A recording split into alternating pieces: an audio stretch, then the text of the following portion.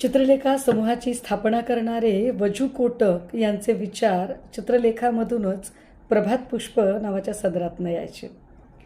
एके ठिकाणी वजू कोटक असं लिहितात की या देशाची मोठी शोकांतिका आहे की या देशाला चांगल्या हजामती करू शकतील असे लोक किंवा चांगले कपडे धुवू शकतील असे लोक मिळत नाही आहेत.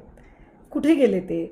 तर वजू कोटक त्यात पुढे असं लिहितात की चांगल्या हजामती करू शकतील किंवा चांगले कपडे धुवू शकतील असे सगळे लोक हे देशाच्या आणि राज्यांच्या वेगवेगळ्या सभागृहांमध्ये आहेत आणि जे देशाचं सभागृह उत्तम चालवू शकतात असे लोक इतरांच्या हजामती करण्यात आणि कपडे धुण्यात जिंदग्या बर्बाद करत आहेत.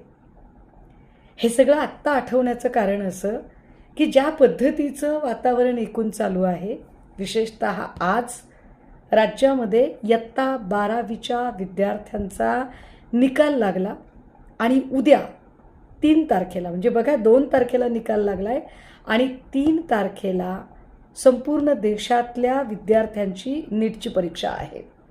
या परीक्षेची तारीख स्वाभाविक आहे 4-6 महिने आधीच ठरलेली असणार.